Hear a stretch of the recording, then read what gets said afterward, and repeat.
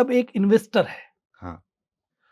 वो बड़ा कंफ्यूज रहता है। कोई कहता है शेयर मार्केट में इन्वेस्ट करो, हुँ, कोई कहता है गोल्ड में करो, हुँ, कोई कहता है एसआईपी में करो, हुँ, कोई कहता है रियल एस्टेट में करो। हुँ, आपका कहना है कि रियल एस्टेट में करो, हुँ, चूंकि आपने काम शेयर मार्केट में भी किया है, हुँ, तो दूसरों का भी कुछ नॉलेज होगा। शेयर मार्केट में किया तो नो डाउट आपको बॉन्ड्स, एसआईपी इनके बारे में भी आपको जानकारी होगी। बिल्कुल। तो अनुपातिक रूप से एक हुँ। प्रॉपर तरीके से समझाते हुए बताओ कि रियल एस्टेट ही क्यों?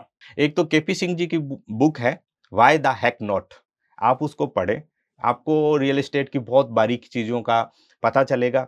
कैसे रियल एस्टेट और पॉलिटिशियंस का कैसे कॉम्बिनेशन होता है। सेकंड जो बुक है वो डोनाल्ड ट्रम्प की लिखी हुई बुक है the art of the deal. America के राष्ट्रपति। अमेरिका के राष्ट्रपति। एक मेरे मेंटोर हैं राजवंत सिंह जी मोहाली, उनकी बुक है प्रॉपर्टी व्यवसाय से खुशहाली, ये आप पढ़ सकते हैं। अब मेरा काफ़ी टाइम से ये विज़न है कि मैं बॉलीवुड के लोगों को या पंजाबी इंडस्ट्रीज़ के काफ़ी लोगों को राजस्थान में इन्वेस्ट करवाऊँ उनका। पर वो जयपुर से आगे नहीं बढ़ पाते हैं, मतलब हमारी लोकेशन से आ नहीं पाते हैं। उनका माइंड सेटअप ये है कि मतलब बीकानेर, जैसलमेर ये मतलब ये डेज़र्ट है, यहाँ पे कुछ भी नहीं है। अभी भी उनके दिमाग में ये मिथ है कि यहाँ पानी नहीं है। क्या एक गाड़ी लेनी है आपको, एक मोबाइल लेना है, 4 जोड़ी कपड़े लेने हैं और किसी भी डेवलपर के ऑफ़िस में घुस जाओ, ठीक है? और वहाँ जाओ और अपना परिचय दो और उनको कहो कि मुझे आप बेचने के लिए सामान दीजिए। बैंगलोर और गुरुग्राम 2 ही हैं जो हिंदुस्तान में अभी बराबर-बराबर की टक्कर में चल रहे हैं। चाहे प्रॉपर्टी प्राइस में ले लें, चाहे डेवलपमेंट में ले लें, चाहे आप एम्प्लॉयमेंट के मामले में ले लें, तो वो उन्होंने डेवलप किया, उनका विज़न था, उनका जी। बहुत बड़ा विज़न था। हुँ। इस कारण से ये डेवलप हो रहा है। 2030 तक इंडिया का रियल एस्टेट जो बाज़ार है, वो $1 ट्रिलियन का होने वाला है। अच्छा। हुँ, हुँ। जो टोटल जीडीपी का इंडिया की 12 से 15% पार्टिसिपेट कर रहा है। जब भी बात होती है पैसों को बढ़ाने की, तो सबसे बड़ा सवाल यही होता है, कहाँ इन्वेस्ट करें? शेयर मार्केट उतार-चढ़ाव से भरा है, गोल्ड स्थिर है लेकिन सीमित, पर एक ऐसा क्षेत्र है जो वक्त के साथ न सिर्फ बढ़ता है, बल्कि बुनियादी ज़रूरत से भी जुड़ा है, और वो है रियल एस्टेट। आज हमारे साथ मौजूद है एक ऐसे रियल एस्टेट एक्सपर्ट जिन्होंने शेयर बाजार की गहराई को समझने के बाद जमीन की कीमत और आवश्यकता को पहचाना, जो खुद लैंड डेवलपमेंट का काम करते हैं और साथ ही देश भर के हजारों इन्वेस्टर्स को सही दिशा दिखा चुके हैं। एक दशक से भी ज्यादा का अनुभव लिए आज हमारे साथ है 199 एकर्स डॉट इन के डायरेक्टर पवन राज पुरोहित। हम इनसे जानेंगे कि कब, कहां और कैसे इन्वेस्ट करें, रियल एस्टेट में निवेश करते समय किन किन बातों का ध्यान रखना चाहिए, और रियल एस्टेट से जुड़ी ढेर सारी अन्य जानकारियां। तो आप हमारे साथ बने रहिए। नमस्कार, मैं Brijmohan Ramawat, talk with BMR में आपका स्वागत है। Pawan ji, talk with BMR में आपका बहुत बहुत स्वागत। धन्यवाद। आप रियल एस्टेट एक्सपर्ट हैं। आपका कैसे मन हुआ कि मुझे इस क्षेत्र में आना है? 2005 से लेके 2011 के लास्ट तक चंडीगढ़ में स्टॉक मार्केट में जॉब करता था। फिर मैंने अपना स्टार्ट किया।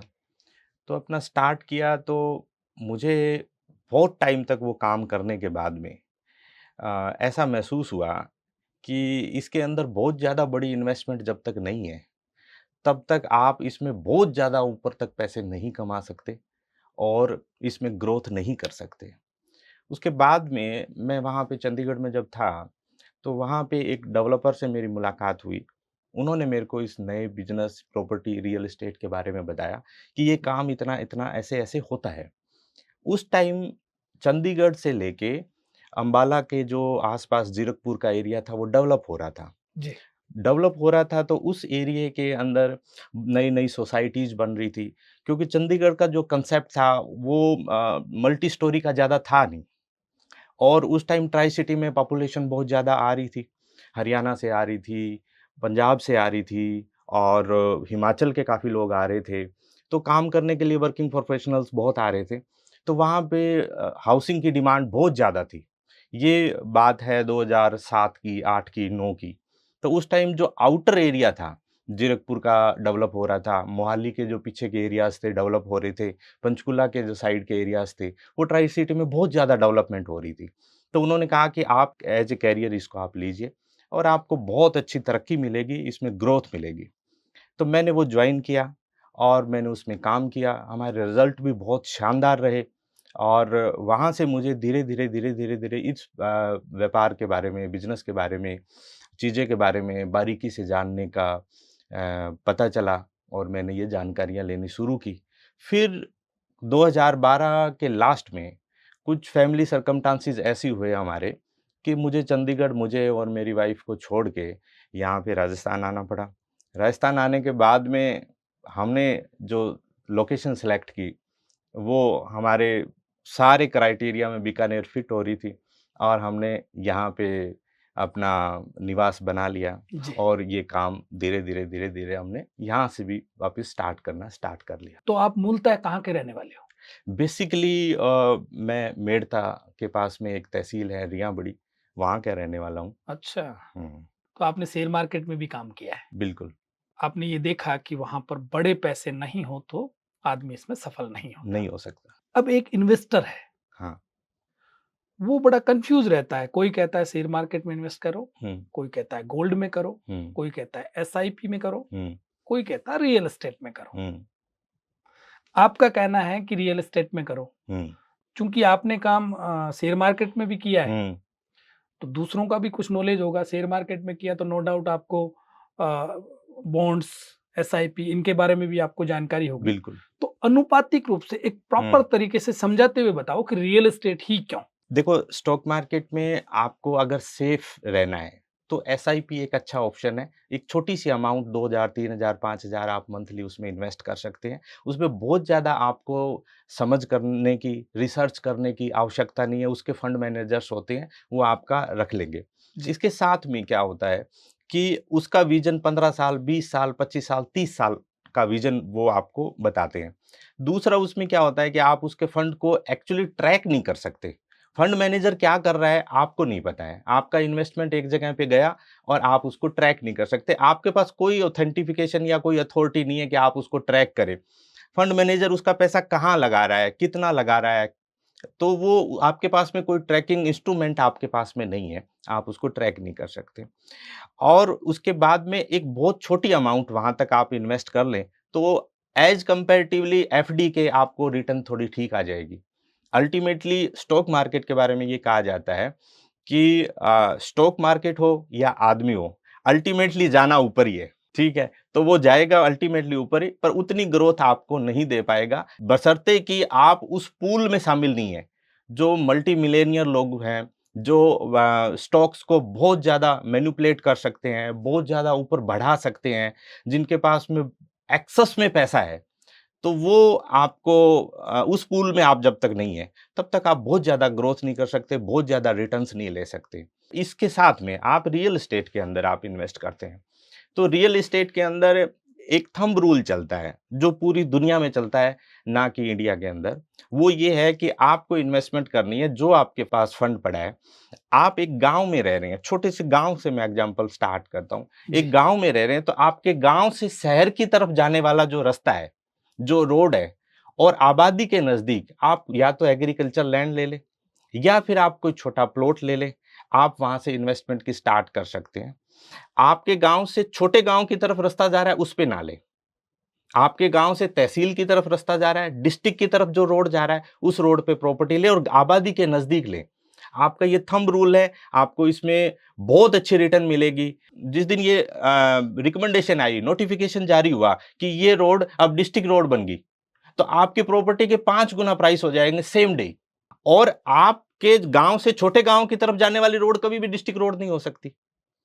अगर आप किसी बड़े गाँव में रह रहे हैं या तहसील में रह रहे हैं, तो आपके डिस्ट्रिक्ट की तरफ जाने वाली जो रोड है, उस रोड पे आप इन्वेस्ट कीजिए। रोड जी। के आस-पास कीजिए और आबादी के नज़दीक कीजिए। जितनी आपकी कैपेसिटी है, उसी कैपेसिटी में इन्वेस्ट करिए, ठीक है? आपको बहुत अच्छी रिटर्न आएँगी उसके अंदर। अगर आप किसी डिस्ट्रिक्ट में रहते हैं, तो डिस्ट्रिक्ट में रहते हैं तो कैपिटल की तरफ जाने वाली रोड म हम एग्ज़ाम्पल ले लेते हैं बीकानेर का। बीकानेर से जयपुर की तरफ जाने वाली रोड पे ग्रोथ ऑलवेज़ ही ज़्यादा मिलेगी। बशर्ते कि उसको बीट तभी कोई कर सकता है जब कोई बहुत बड़ा यूनिवर्सिटीज बीकानेर की किसी दूसरी रोड पे आ जाए, उसके मुकाबले कोई बहुत बड़ा गवर्नमेंट का प्रोजेक्ट आ जाए अरबों रुपए का, तो उस रोड को वो बीट कर सकता है। अदरवाइज उस कैपिटल के तरफ जाने वाली रोड को कोई बीट नहीं कर सकता।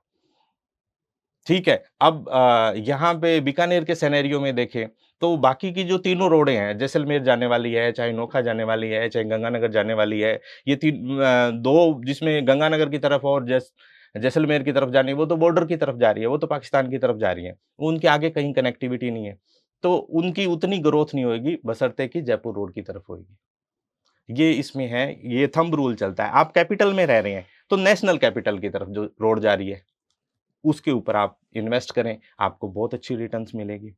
इन्वेस्टमेंट में जितना आप रो करेंगे, जितना फ्रेश करेंगे, जितना जल्दी करेंगे, उसमें उतनी ही ज़्यादा ग्रोथ आपको मिलेगी। रो का मतलब ये है, आपके पास में ज़मीन है, आपके पास में अब ज़मीन में आप डेवलप्ड लैंड लेंगे, तो डेवलपर का चार्जेस उसमें इंक्लूड हो जाएगा। 1 बीघा रो लैंड आप 1 करोड़ रुपए में लेते हैं और 1 बीघा आप डेवलप्ड लैंड लेते हैं, तो 4 गुना फ़र्क आ जाएगा। इतना बड़ा इतना बड़ा फ़र्क तो आएगा। आपको रो लेनी है, रो लेनी है। डेवलप्ड। एज ए इन्वेस्टर आपको रो लैंड लेनी है। प्रेफरेंस आपकी रो की तरफ होनी चाहिए। और अगर आप रो नहीं ले पाते हैं कुछ कारणों से, रो में आपको बड़ा लैंड मिल रही है, छोटी नहीं मिल रही है, तो डेवलपर जब डेवलप कर रहा होता है, तो जब डेवलपिंग फेज में जब कोई लैंड होती है, उस लैंड में आप परचेज करें, डेवलपर के साथ में बैठें, उसके साथ नेगोशिएट करें। अब वो जब डेवलपर जैसे ही डेवलप करके पूरी फैसिलिटीज कंप्लीट कर देगा, कंप्लीट करने के बाद में जो रेट होगा, वो आपको प्री बुकिंग में 15%, 20%, 25% as comparatively ready to move property या कंप्लीट हुई हुई प्रॉपर्टी से पहले आपको 20-25% सस्ता वो दे देता है। क्योंकि जब डेवलपर डेवलप कर रहा होता है लैंड को, तब उसको बहुत ज़्यादा पैसे चाहिए होते हैं और फंड उसको अरेंज करना होता है। लैंड परचेज करने में उसका फंड लगा हुआ होता है, डेवलपिंग में उसका फंड लग रहा होता है, तो वो उस टाइम ये सोचता है कि मेरे को 15 या 20% में मैं कम में भी दे देता हूँ, तो मेरे को एक फंड मिल जाएगा जिससे मैं ये डेवलपमेंट अच्छा कर दूँ। अच्छा, सामान्य परिवार देखता है कि मैं फ्लैट लूं या जमीन लूं, हुँ, वो कंफ्यूज रहता है कि मैं किस में इन्वेस्ट करूं। हुँ। तो आपका क्या मानना है, उसको क्या लेना चाहिए? दोनों की अपनी अलग-अलग एडवांटेज और डिसएडवांटेज है। हम्म, पहले मैं इंडिविजुअल हाउस या लैंड के बारे में बात करता हूँ। इंडिविजुअल हाउस और लैंड में अमूमन ये सब जगह होता है कि हमारी ज़मीन, हमारा छत, और हमने आज खरीद ली तो हमारे बेटे, आगे पोते, आगे वाली जनरेशन्स इसको यूज़ करेगी, इस्तेमाल करेगी। तो ये हमारी बहुत सालों से पुरानी धारणाएँ बनी आ रही है, ठीक है? और लोग इसके पक्ष में ये कहते हैं कि आज हमारे दादाजी ने ये जो ज़मीन नहीं खरीदी होती तो हम कहाँ होते? ये धारणाएँ। पर वर्तमान प्रोस्पेक्ट जो अभी चल रहा है, उसके अंदर फ्लैट्स के या मल्टी स्टोरी के भी अपने-अपने कुछ एडवांटेज हैं। उस एडवांटेज में ये है कि जिन फैमिलीज़ में दोनों हस्बैंड वाइफ वर्किंग है, जी। तो उनका सेफ्टी सिक्योरिटी सबसे प्रायोरिटी में है कि भी उनके बच्चे हैं, वो कहाँ रहेंगे। इंडिविजुअल हाउसेज़ में क्या है कि आप जब आपकी इनकम बहुत ज़्यादा नहीं है, तो आप आबादी के अंदर तो ले नहीं सकते क्योंकि आपका उतना बजट नहीं है। आप सोचो कि मैं व्यास कॉलोनी में ले लूँ, तो व्यास कॉलोनी में तो आपको 1 सीआर से ऊपर का बजट चाहिए। आप ले नहीं पाएँगे। तो आपको आप आउटर जाना आप पड़ेगा। आउटर जाना पड़ेगा। अच्छा, आउटर में जाएँगे तो अपने बीकानेर के सिनेरियो में देखें तो ये है कि भी जितनी भी कॉलोनीज़ हैं वो गेटेड नहीं है, सेफ्टी सिक्योरिटी है नहीं, ओपन है सब कॉलोनीज़। ओपन कॉलोनीज़ में आस-पास में घर नहीं है, तो आप अगर दोनों वर्किंग है तो आपको बड़ी प्रॉब्लम आ सकती है। ठीक है, क्राइम डे बाय डे बहुत बढ़ा जा रहा है। ये फ्लैट में आपको सेफ्टी सिक्योरिटी है, आपको ये टेंशन नहीं है। और उसके बाद में अगर आपका नेचर ऑफ वर्क ऐसा है जिसमें कैश बहुत ज़्यादा आता है आपके पास में, डेली दुकानदारी इस तरह की है, तो ऐज़ कंपैरेटिवली इंडिविजुअल हाउसेज़ जो दूर आउटर कॉलोनीज़ में है, उसकी बजाय फ्लैट आपके लिए सेफ है। जिनका मेन मकसद ये है कि मेरी जो फैमिली है वो सेफ रहे, सिक्योर रहे, तो फिर तो उसको फ्लैट ही लेना चाहिए। अच्छा, मुझे तो इन्वेस्ट करना है। हाँ, अगर आपको इन्वेस्ट करना है, तो फिर आप इंडिविजुअल प्लॉट्स ले सकते हैं, विलाज ले सकते हैं, एग्रीकल्चर लैंड ले सकते हैं, अनडेवलप भी ले सकते हैं, डेवलप भी ले सकते हैं, रो लैंड भी ले सकते हैं। फ्लैट नहीं लेना चाहिए? फिर फ्लैट बिल्कुल भी नहीं लेना चाहिए। हुँ, हाँ, फ्लैट के केसेज़ में आप ये कर सकते हैं कि आपका बजट मान लीजिए कि 1 करोड़ रुपए का है। फ्लैट आपको प 40 लाख, 50 लाख में मिल जाएगा। आपने 40-50 में फ्लैट ले लिया और 40 से 50 लाख रुपए इन्वेस्ट कर दिया, तो आपके दोनों ही काम हो गए। आपका इन्वेस्टमेंट भी अच्छा हो गया और इसके साथ में आपको रेज़िडेंस भी हो गया, सेफ्टी सिक्योरिटी भी मिल गई। ये दोनों चीज़ें भी हो सकती है। दूसरा फ्लैट्स के अंदर क्या होता है कि आपका अप टू 80% 90% लोन हो जाता है। इंडिविजुअल हाउस में जो डीएलसी प्राइसेज़ होते हैं प्लॉट्स के, वो बहुत कम होते हैं। फ़र्ज़ कीजिए आपका 50 लाख रुपए का प्लॉट है, तो उसका डीएलसी प्राइस तो 10 लाख, 12 लाख है। कर्मचारी के लिए दूसरा पैसा एडजस्ट करना बड़ा मुश्किल हो जाता है। उसको उस पे लोन नहीं मिल सकता। मैक्सिमम अगर वो रजिस्ट्री करवा भी ले, तो 15 लाख, 20 लाख, 25 लाख रुपए लोन मिलेगा। एक नॉर्मल कर्मचारी के लिए एडजस्ट कर पाना ये चीज़ें बहुत आप समझते हो मुश्किल हो जाता है। अच्छा, चूँकि मैं बीकानेर का रहने वाला हूँ, आप भी मोस्टली काम बीकानेर हाँ करते जी, हो, तो मेरा बीकानेर की रियल एस्टेट में ज़्यादा इंटरेस्ट है। बिल्कुल। मुझे बीकानेर की रियल एस्टेट के बारे में ये जानना है कि यहाँ की स्थिति क्या है, ग्रोथ रेशियो क्या है, मुझे किस तरफ ज़मीन परचेज़ करनी चाहिए? हुँ, एक ये देखा जाता है कि बीकानेर के डेवलपर्स हुँ, ढंग का डेवलपमेंट नहीं करते, हुँ, हुँ, तो उससे थोड़ा-सा पीछे जाता है आदमी हुँ। कि यार कहाँ लें, कौन-सी कॉलोनी में लें, कहाँ इन्वेस्ट करें? हाँ, यहाँ पे अपने यहाँ पे एक्चुअली बेसिकली जितने भी डेवलपर्स हैं, वो उनका बेसिक बिज़नेस या मूल बिज़नेस रियल एस्टेट है नहीं। 1-2 को छोड़ के, जैसे मंगलम है। मंगलम जयपुर का बहुत बड़ा ग्रुप है, उनका बेसिकली काम रियल एस्टेट का है। तो उनकी कॉलोनी जो है वो प्रोजेक्ट बहुत फार बेटर मिलेगा। मतलब दूसरे की कंपैरेटिवली सेफ्टी सिक्योरिटी अच्छी मिलेगी, ग्रीनरी आपको अच्छी मिलेगी, रोड्स बड़ी-बड़ी मिलेगी, क्योंकि वो जब प्लान करते हैं वो 50 साल, 100 साल का एक प्लान करते हैं। बेसिक जितने भी डेवलपर्स हैं दूसरे, उनका बेसिक कोर बिज़नेस और है। जैसे कि मान लीजिए कि एक डेवलपर हैं, उनका बेसिकली वो डॉक्टर हैं, हॉस्पिटल उनके अच्छे चल रहे हैं, पर वो डेवलपमेंट का काम करते हैं। एक डेवलपर हैं, जिनका डेयरी का काम है बहुत बड़ा, पर वो डेवलपर हैं, ठीक है। एक डेवलपर है जिनका माइनिंग का काम है बेसिकली, तो वो डेवलपर हैं। एक डेवलपर है जिनका ज्वेलरी का काम है बहुत अच्छा, ठीक है, वो भी डेवलपर हैं। अगर आपका रियल एस्टेट में पैशन नहीं है तो फिर आप उसको ऐसा प्रोडक्ट तैयार करेंगे कि ठीक है मैंने पैसा लगाया, मेरे को एक रिटर्न मिली और मैंने लोगों को बेच दिया। बस इसके अलावा कुछ नहीं है। जैसे हम मुरलीधर कॉलोनी से आप गेमना पीर रोड की तरफ जाते हैं, तो जय गणेश विहार है, ये डेवलप जैन गणेश एन्क्लेव है, रिद्धि-सिद्धि है। ये जो डेवलपर हैं, इनका कोर बिज़नेस जो है, बेसिकली बिज़नेस रियल एस्टेट का है। तो आपको यहाँ फार बेटर डेवलपमेंट मिलेगी दूसरों के कंपैरेटिवली। 70% तो ऐसे हैं जो वन टाइम डेवलपर हैं, जिन्होंने अपने लाइफ में कॉलोनी एक काटी है। और जी। बहुत से तो डेवलपर ऐसे हैं जो कॉलोनी को थैले में लेके घूम रहे हैं, कि आपको प्लॉट चाहिए मैं दे देता हूँ अभी। केपी सिंह जो हैं डीएलएफ के ओनर हैं, उन्होंने गुड़गाँव को जब डिज़ाइन किया, प्लान किया, तो वो अपनी बुक में लिखते हैं कि मैंने उस टाइम में जो गवर्नमेंट थी उसको अप्रोच किया कि आप 200-200 फुट्स की रोड रखें। गुड़गाँव में। गुरुग्राम में 200 हुँ, फुट की रोड रखें, 250-250 फुट की रोड रखें। वहाँ रखी भी है। रखी भी है, ठीक है। आपने रोड छोटी कर दी, सेकंड जनरेशन आएगी तो ऊपर मकान बनेगा, वो कहाँ गाड़ी खड़ी करेगा? थर्ड जनरेशन आएगी तो और ऊपर, वो शहर वाली स्थिति आ जाएगी आपकी कॉलोनी में 20 साल बाद में, 25 साल बाद में। कॉलोनी आप डिज़ाइन कर रहे हैं तो आगे 50 साल, 60 साल, 100 साल का विज़न लेके डिज़ाइन कीजिए ना। लोग पैसे देंगे आपको, डेवलप कीजिए ना उसको। उस विज़न के साथ में बहुत ही कम लोग हैं जो काम कर रहे हैं। जब तक आपका कोर बिज़नेस ये नहीं होगा, तब तक ये आपका विज़न बड़ा नहीं होगा। और आप इमेजिन करेंगे कि डीएलएफ के ओनर केपी सिंह अमेरिका गए थे। अमेरिका गए तो उन्होंने देखा कि यहाँ का डेवलपमेंट बहुत अच्छा है। बड़ी-बड़ी रोड है, मल्टी स्टोरी प्रोजेक्ट्स हैं। तो उन्होंने एक फ़ोटोग्राफ़र को बुलाया कि मैं इस बिल्डिंग के ऊपर जाता हूँ। ऊपर से मुझे इस शहर की 25-30 फ़ोटोएँ खींचे। वो फ़ोटोएँ खींची उन्होंने।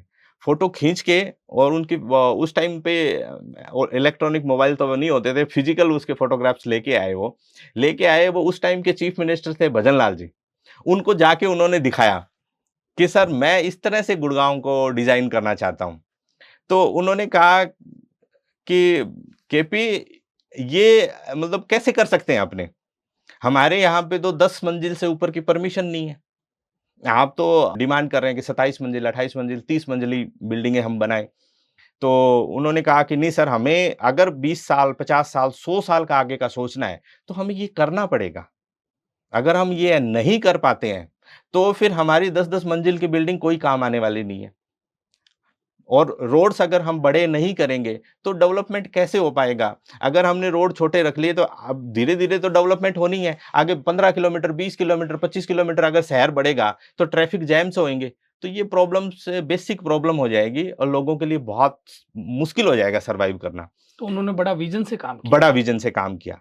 हम्म। तो जितने भी डेवलपर्स हैं, बड़े डेवलपर, तो गुरुग्राम का डेवलपमेंट होने का कारण ये है बड़ा। ये बिल्कुल ये है। उनका विज़न बड़ा था। और यदि उस हिसाब से कर देते तो आज ये गुरुग्राम, ये वाला ये गुरुग्राम नहीं वाला होता। गुरुग्राम नहीं होता। हम्म। ये हमारा पुराना सिटी है, वैसी हालत होती। आप आज भी चंडीगढ़ में जाएँ, चंडीगढ़ में आज भी आपको ट्रैफिक मतलब अभी भी इतनी प्रॉब्लमैटिक नहीं है।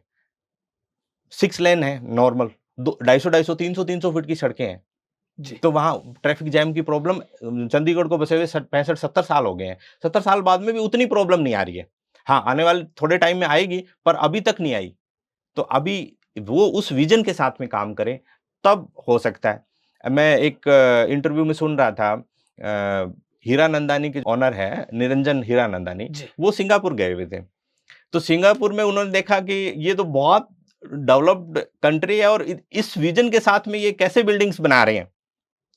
तो वो वहाँ पे 2 दिन का टूर था, 2-3 दिन एक्स्ट्रा लगाए उन्होंने। एक्स्ट्रा लगाने के बाद में उन्होंने पूरा वहाँ का स्केच तैयार किया। स्केच तैयार करके मुंबई में उन्होंने पवई का प्रोजेक्ट जो है वो बनाया और काफ़ी लोगों ने उनको मना किया कि ये लैंड भी अच्छी नहीं है, यहाँ पे दस्ती है, ये प्रॉब्लम है। तो पर उन्होंने बनाया और वो सक्सेसफुल प्रोजेक्ट है। बहुत ही शानदार प्रोजेक्ट है। और उनका एक बात मेरे को हीरानंदानी जी की बहुत ही शानदार लगी। उन्होंने कहा कि मैं जो बिल्ड करता हूँ, मेरी जो कंस्ट्रक्शन क्वालिटी है, वो इतनी शानदार है कि वर्ल्ड क्लास जो कंस्ट्रक्शन क्वालिटी है उसको मैं मैच करता हूँ। मेरे यहाँ कोई भी आदमी आएगा, कोई भी इन्वेस्टर आएगा, उसको ज़िंदगी में ये मलाल नहीं होएगा कि मैंने कहाँ इन्वेस्ट कर दिया। ये विज़न ही है। क्योंकि जो डेवलपर जहाँ पे नुकसान करते हैं या नुकसान खाते हैं, वो कस्टमर को प्रोडक्ट समझ लेते हैं। जी। जो अगर कस्टमर को प्रोडक्ट समझ लिया और आपने एक बार बेच दिया, दोबारा नहीं बेचना, ऐसा नहीं होता है। ये जो रियल एस्टेट का बिज़नेस है, व्यापार है, इसमें कस्टमर जो आपका है, वो आपसे नेक्स्ट टाइम भी लेगा, फिर नेक्स्ट टाइम भी लेगा और आपने बहुत अच्छा प्रोजेक्ट बनाया, शानदार प्रोजेक्ट बनाया, तो वो कहेगा कि नेक्स्ट प्रोजेक्ट कब आ रहा है आपका? कहाँ पे आ रहा है? आप हमें बताएँ ना प्लीज़। अब जैसा आपने कहा कि कोर बिजनेस, हाँ, तो क्या हीरानंदानी और केपी सिंह इनका कोर कोर बिजनेस यही बिज़नेस है? यही है। हम्म। बेसिक कोर बिज़नेस ही इनका यही है। और कोई बिज़नेस है ही नहीं, जी। सिर्फ़ यही बिज़नेस है। यही बिज़नेस है तो विज़न है। अच्छा, मेरा इसमें एक सवाल ये था कि क्या बीकानेर में प्रॉपर्टी की रेट्स अभी बढ़ रही है या सैचुरेशन है? क्या स्थिति है? मुझे लेना चाहिए या नहीं लेना चाहिए? हाँ, आपको बीकानेर के प्रोस्पेक्टस में देखा जाए, तो रेट्स तो पिछले 2-3 साल में बहुत ज़्यादा राइज़ हुई हैं। एकदम 40% 50% अप हो गई है प्राइसेज़। और जो रॉ लैंड है, रॉ लैंड जिस पे कॉम्प्लिकेशंस नहीं है, लीगल कॉम्प्लिकेशंस नहीं है, उन लैंड्स को आप परचेज़ कर सकते हैं। और भविष्य में उनके ऊपर किसी भी तरह की अपनी कोई प्लानिंग कर सकते हैं। डेवलप्ड लैंड जो है, डेवलप्ड लैंड तो अभी ओवर प्राइस्ड है। उसमें बहुत ज़्यादा बढ़ने के आसार कम है। रॉ लैंड कोई परचेज़ करना चाहता है, तो वो कर सकता है। इसके अलावा इंडिविजुअल प्लॉट्स हैं, तो उसमें ठीक लोकेशन पे, ठीक रेट पे कोई मिल रहा है, तो आप ले सकते हैं। पर फिलहाल जो पिछले 3 साल का बूम है, वो उसको सस्टेन करेगा। उसको साल, डेढ़ साल, 2 साल लगेगा, क्योंकि जो प्राइसिंग है, वो आम आदमी से थोड़ा-सा ऊपर चलेगी ये पॉकेट से। अभी अफोर्डेबल हाउसिंग जो है, वो खूब चलेंगे। जो अंडर 25 लाख रुपीज़ का जो हाउस है, वो फटाफट बिकेगा और फास्ट बिकेगा। और जो प्लॉट्स हैं वो 10 लाख, 15 लाख, 20 लाख की रेंज के हैं, वो बिकेंगे। जो 50 लाख से ऊपर की, 1 करोड़ से ऊपर की प्रॉपर्टी है, वो अभी उतनी नहीं बिक रही है। उसमें थोड़ी प्रॉब्लम चल रही है, क्योंकि इन्वेस्टर्स के पास में उतना पैसा नहीं है और एक्सेस नहीं है, क्योंकि जो बेचने वाला है वो बहुत ज़्यादा प्राइस बोल रहा है और जो लेने वाला है वो सोचता है कि मेरे को थोड़ा ठीक रेट में मिल जाए, पर अभी ठीक रेट का सामान है नहीं बाजार में। अच्छा, मैं एक सामान्य आदमी हूँ। हुँ, आजकल ज़मीनों में लिटिगेशन खूब देखा जाता है। हुँ, सामान्य आदमी के साथ समस्या होती है कि ज़मीन ले ली बिना कुछ सोचे-समझे। एक्चुअली पता नहीं होता कि इसमें पता नहीं क्या झगड़ा है, क्या है, हुँ, आगे जाकर के पोज़ीशन किसी और का हो जाता है, कोई कब्ज़ा कर लेता है। हुँ। तो सामान्य व्यक्ति को ज़मीन लेने से पहले किन-किन बातों का ध्यान रखना चाहिए? हाँ, ज़मीन में 2-3 चीज़ कैटेगरी है। एक तो जैसे एग्रीकल्चर लैंड है। एग्रीकल्चर लैंड में फर्स्ट तो ये है कि वो ज़मीन आपकी तरमीम हुई हुई होनी चाहिए। अगर बेचने वाले 10 लोग, 15 लोग, 20 लोग हैं, तो उसमें कॉम्प्लिकेशन आनी ही आनी है। अगर 15 लोगों में, 10 लोगों में 2 लोग भी अगर रेडी नहीं है, तो आपके लिए कॉम्प्लिकेशंस आ जाएगी। जी। अगर आपकी तरमीम हुई हुई लैंड है और उसमें 2 लोग हैं, 3 लोग हैं, 1 लोग है, तो वो ईज़ी एक्सेस हो सकता है। दूसरा सबसे चीज़ जो मेजर ध्यान रखनी है, अगर आप इन्वेस्टर हैं, अगर आप किसान नहीं हैं और इन्वेस्टर हैं, तो आपके पास रोड अप्रोच बहुत ज़रूरी है। जिस भी लैंड को आप परचेज़ करते हैं, पहले आप उसका एक विज़न बनाइए कि मैं यहाँ क्या कर सकता हूँ, यहाँ पे मेरी क्या चीज़ हो सकती है। मैं यहाँ पे इंडस्ट्रियल में कन्वर्ट करा सकता हूँ, मैं इसको होटल या रिज़ॉर्ट्स में कन्वर्ट करा सकता हूँ, या मैं इस पे क्या एक्टिविटी कर सकता हूँ। तो हर एक एक्टिविटी को करने के लिए गवर्नमेंट के अलग-अलग नॉर्म्स हैं। किसी एक्टिविटी को करने के लिए 30 फुट की मिनिमम रोड चाहिए। अगर वो रोड 30 फुट की है और आप जो एक्टिविटी करना चाह रहे हैं, उसपे मिनिमम 50 फीट की रोड चाहिए, तो फिर वो आपके कोई काम की नहीं है लैंड। अगर आप वहाँ पे कोई मल्टी स्टोरी का प्रोजेक्ट करना चाहते हैं, अप्रोचिंग रोड 100 फुट नहीं है, तो आपको अप्रूवल नहीं मिलेगी। तो ये पहले जब भी आप कोई लैंड परचेज़ करते हैं एग्रीकल्चर, तो आपका एक विज़न होना चाहिए कि ये विज़न मेरा है और इस विज़न के लिए अप्रोचिंग रोड मेरे को है या नहीं है। ये सबसे पहले देखने वाली है। दूसरा डॉक्यूमेंट्स देख सकते हैं। तीसरा डॉक्यूमेंट्स कंप्लीट होने चाहिए। डॉक्यूमेंट कंप्लीट है तो उसके बाद में कब्ज़ा किसका है? फिलहाल वहाँ पे पजेशन पे कौन है? बहुत सी बार यहाँ पे अपने बीकानेर के सिनेरियो के अंदर देखें, तो अपने यहाँ किलेबंदी प्रॉपर नहीं है। तो सीमाएँ जो है, सीमांकन है, वो हर लैंड का थोड़ा बहुत आगे-पीछे है। कोई 10 फीट आगे गई हुई है, किसी ने कब्ज़ा किया हुआ है, किसी की डॉक्यूमेंट में 15 बीघा ज़मीन है, मौके पे 8 बीघा है, किसी की डॉक्यूमेंटेशन में 25 बीघा है, मौके पे 35 बीघा है। ठीक है? तो ये चीज़ें पहले आपको कर लेनी चाहिए। तो सबसे पहला ये है कि भी आपका विज़न होना चाहिए कि मेरे को ये करना है। सेकंड उसमें सप्लीमेंट्री ये है कि आप जैसे बड़ी लैंड अगर कोई परचेज़ कर रहे हैं और आगे कोई छोटा टुकड़ा है, ठीक है? और आप ये सोचते हैं कि मैं उस छोटे टुकड़े वाले को कन्विंस कर लूँगा और वो ले लूँगा और मेरी अप्रोच प्रॉपर हो जाएगी। तो ये भूल कभी भी ना करें। पहले छोटे वाले को कन्विंस करें। पहले अप्रोच रोड को करें, रोड के बिना कुछ भी नहीं हो सकता। आपके पास अप्रोचिंग रोड नहीं है, तो आपके पास कुछ भी साम-दाम, दंड-भेद कुछ भी लगा लें, आपसे कुछ नहीं हो पाएगा। दूसरे जैसे प्लॉट्स के बारे में बात करते हैं, जो अप्रूव्ड प्लॉट्स हैं, जो कॉलोनी के अंदर है, उसमें कोई बहुत ज़्यादा प्रॉब्लम नहीं है, लीगल कॉम्प्लिकेशंस होती नहीं है, उसकी चेन होती है प्रॉपर, वो आप चेक कर लें। आप कॉमन आदमी हैं, आपको कोई ज़्यादा समझ नहीं है डॉक्यूमेंटेशन की या चेन समझने की, तो जैसे नगर निगम है, उसके पैनल लॉयर्स होते हैं। उन पैनल लॉयर में से किसी कोई बैंक्स के पैनल लॉयर्स होते हैं, उनको डॉक्यूमेंट्स के बारे में बहुत नॉलेज होती है। उनसे आप ले सकते हैं। जैसे पहले अपने यहाँ यूआईटी थी, अब बीडीए है, उनके भी पैनल लॉयर्स होते हैं अप्रूव्ड, उनसे आप डॉक्यूमेंट्स के रेवेन्यू के वो बहुत अच्छे जानकार होते हैं, उनसे आप चेक करवा लीजिए पहले। चेक करवाने के बाद में यूआईटी की या बीडीए की प्रॉपर्टी है, तो उनकी एनओसी आती है। सेल परचेज़ की एनओसी आती है, तो वो एनओसी आप ले लें और फिर उसके बाद में आप सौदा कर लें। तो ये भरोसा डॉक्यूमेंट्स करके सौदा नहीं करें। भरोसा करके कभी भी सौदा ना करें। हुँ। आपका मूल बिज़नेस क्या है? आप खुद डेवलप करके बेचते हैं या डेवलपर के साथ मिलकर के काम करते हैं? हमारा दोनों ही तरह का बिज़नेस है। हम खुद भी डेवलप करके बेचते हैं और 70% हमारा जो बिज़नेस काम करने का तरीका है, वो हम गाइड करते हैं डेवलपर को, कि आपको कैसे करना है और क्या करना है, कहाँ पे आपको लैंड परचेज़ करनी है, कहाँ पे डिमांड्स ज़्यादा है, बेसिकली सेल कहाँ पे हो सकती है, ईज़ी कैसे हो सकता है। जब प्रोजेक्ट को डिज़ाइन करते हैं, तो हम हर बार डेवलपर की तरफ नहीं खड़े होते। मैं खुद भी डेवलपर हूँ, तो मैं अपनी तरफ नहीं खड़ा होता, मैं कस्टमर की तरफ खड़ा होके देखता हूँ। हुँ। मैं कस्टमर की तरफ खड़ा होके देखता हूँ कि मैं एक कस्टमर हूँ, मैं इनके यहाँ पे इन्वेस्ट कर रहा हूँ, तो मेरे को क्या-क्या चीज़ें मिलने वाली है। मेरा कोर बिज़नेस ये है कि मैं हर बार मेरा जो मेन स्ट्रैटेजिक पॉइंट है, मैं कस्टमर की तरफ खड़ा होता हूँ। मैं डेवलपर की तरफ खड़ा नहीं होता। अच्छा, जब आप डेवलपर को गाइड करते हो तो ये सारी चीज़ें उसको ये बताते हो? ये सारी चीज़ें हम बताते हैं हुँ, कि आप कस्टमर ओरिएंटेड रहें। ताकि प्रोजेक्ट ईज़ी वे में निकले ईज़ी आपका। वे में निकल जाए, फास्ट निकल जाए और आप जब प्रोजेक्ट डिज़ाइन कर रहे हो, तो उसका विज़न बड़ा होना चाहिए। आपकी रोड्स बड़ी होनी चाहिए, पानी का प्रॉपर व्यवस्था होनी चाहिए। ठीक है, लाइट, इलेक्ट्रिसिटी का प्रॉपर व्यवस्था होनी चाहिए। इवन आस-पास में कोई डॉक्टर की व्यवस्था होनी चाहिए। अगर जब तक नहीं है, अगर आपका प्रोजेक्ट रेज़िडेंशियल एरिया से दूर है, तो मेडिकल की व्यवस्था आपकी फ़ास्ट होनी चाहिए, अप्रोच आपकी अच्छी होनी चाहिए, आपके रोड्स बड़े होने चाहिए। आपके अगर बहुत बड़ा प्रोजेक्ट है, उसके स्कूल प्रपोज़्ड होना चाहिए, मंदिर प्रपोज़्ड होना चाहिए।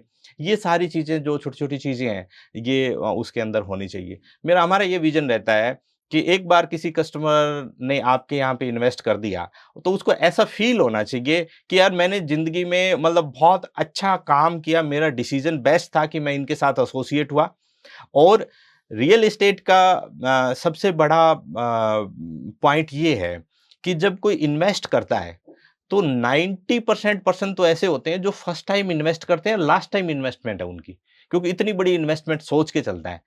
जो घर है, घर मतलब हर हर आदमी बार-बार नहीं बना सकता, लाइफ में एक बार ही एक बनता है। बार ही बनता है। हुँ, बहुत कम आदमी होते हैं जो 2 बार या 3 बार बना पाते हैं, ठीक है?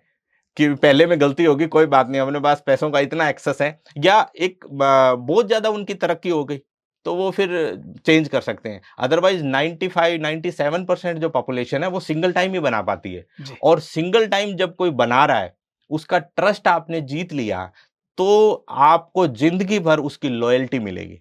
फिर आप ब्रांड बनोगे।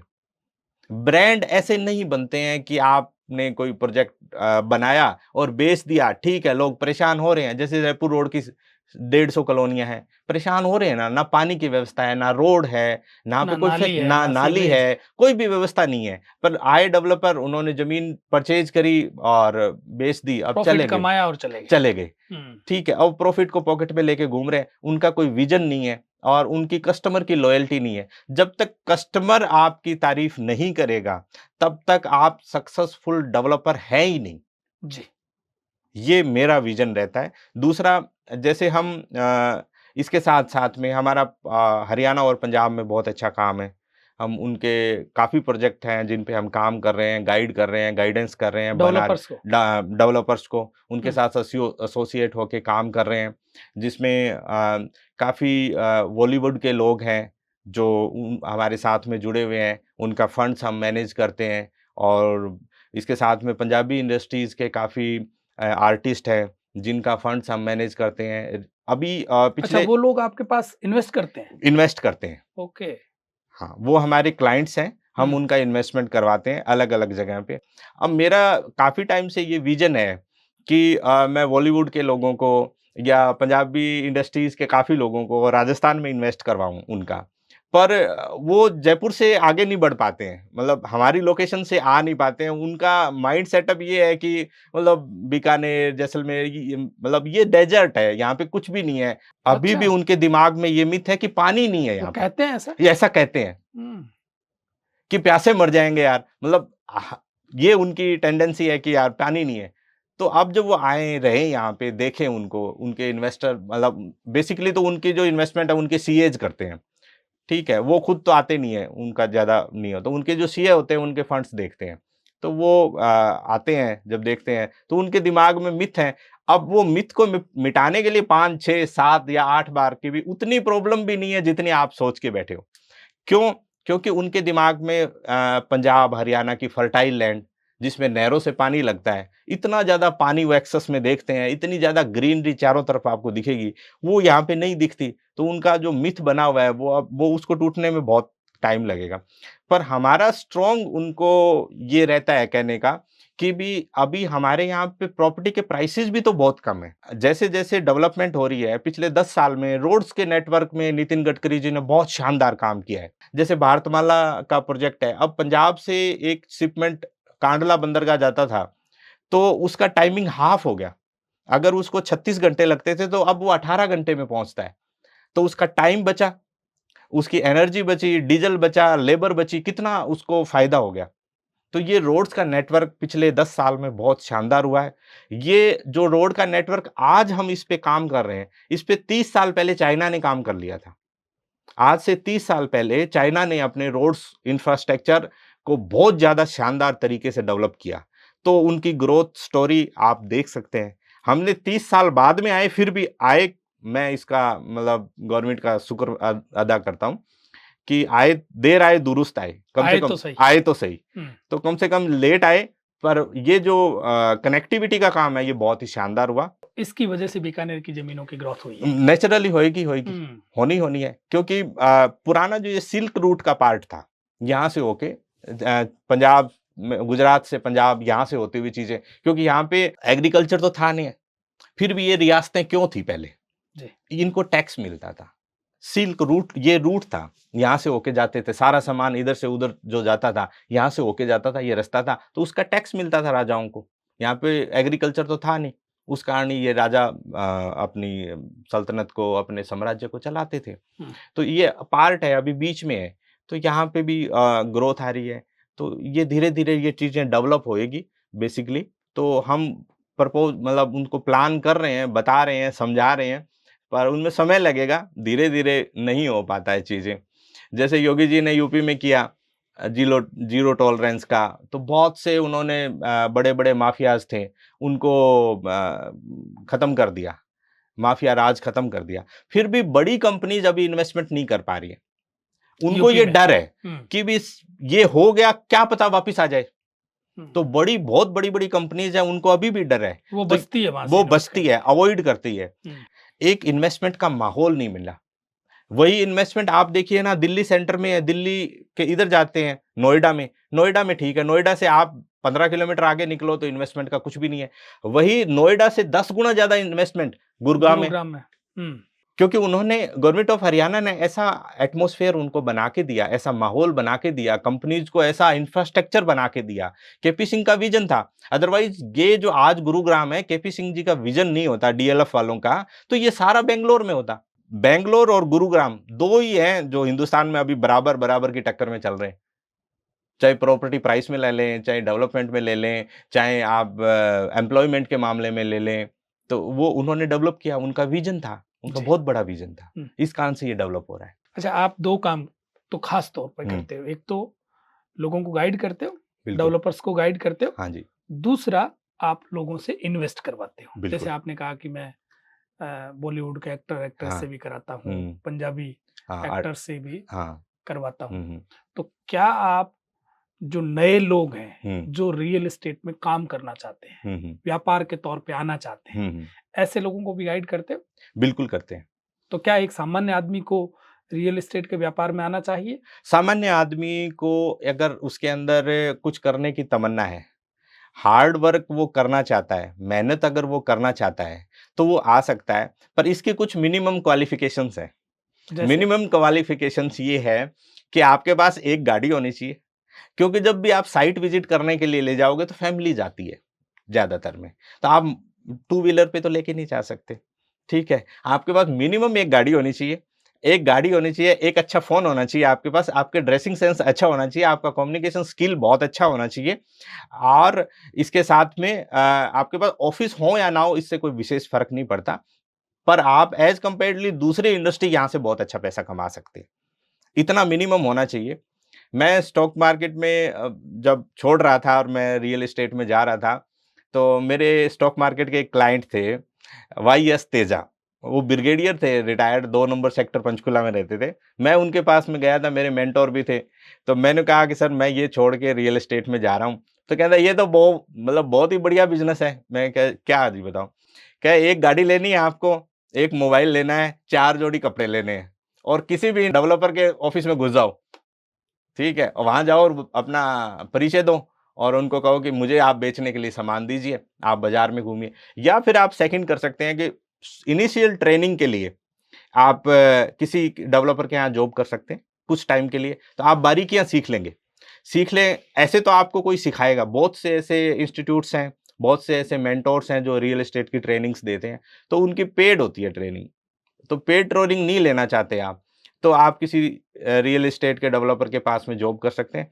तो आपको जॉब के लिए कुछ पैसा भी मिल जाएगा और आपको नॉलेज फ्री में मिल जाएगी। वहाँ से आप सीख भी जाओगे। वहाँ पे आप सीख जाओगे, हुँ। आपका विज़न बड़ा है, ठीक है? तो आप कर सकते हो। अदरवाइज़ इसमें 95% 97% तो ऐसा होता है कि बहुत ज़्यादा पैसा तो बड़े लोग ही कमा सकते हैं, मेरा ऐसा मानना है। जिनके पास पहले से ही बहुत ज़्यादा पैसा है, वो ही बहुत ज़्यादा पैसा कमा सकते हैं, पर जो कॉमन आदमी है, वो नॉर्मल कॉमन लोगों की बजाय अच्छा पैसा इसमें रियल एस्टेट में कमा सकता है। हुँ। मेरा ऐसा टेक है, पर इसके लिए आपको अपडेट रहना पड़ेगा, आपको सारी चीज़ों की नॉलेज रखनी पड़ेगी, पर ये इतना ईज़ी काम नहीं है। बहुत टफ जॉब है, इसमें फ़ॉलो-अप्स बहुत लंबे समय तक लेना पड़ता है। कस्टमर चाहता क्या है, उसकी नीड क्या है, आप उसको बता क्या रहे हैं, दिखा क्या रहे हैं, इस पे बहुत काम करना पड़ता है। तो ये इसके अंदर स्पेशली चीज़ें हैं, जो ध्यान रखने वाली चीज़ें हैं। अच्छा, बहुत सारे काम के लिए कोर्सेज़ बने हैं, जैसे आपने कहा कि हुँ, इसमें भी हुँ। लोग पेड कोर्स करवाते हैं। हाँ, जैसे दूसरा मैं कोई काम कर रहा हूँ, जैसे हाँ। मान लो स्टॉक मार्केट का मैं काम कर रहा हूँ, तो हुँ, उसके लिए खूब सारा लिटरेचर उपलब्ध है हुँ, बाज़ार में। हुँ, मैंने कोई किताब ली और पढ़ ली। हुँ, रियल एस्टेट में काम करने से पहले मैं कोई किताब पढ़ना चाहता हूँ। हुँ। क्या इसका कोई लिटरेचर उपलब्ध है मार्केट में? बिल्कुल उपलब्ध है इसका। हुँ, बहुत सी किताबें हैं, पर मैं स्पेशली 3 किताबें आपको रिकमेंड करूँगा, जो भी इसके अंदर आना चाहते हैं या इसमें इंटरेस्ट लेना चाहते हैं या इसको एज़ ए करियर अडॉप्ट करना चाहते हैं। एक तो केपी सिंह जी की बुक है, व्हाई द हेक नॉट। आप उसको पढ़ें, आपको रियल एस्टेट की बहुत बारीक चीज़ों का पता चलेगा।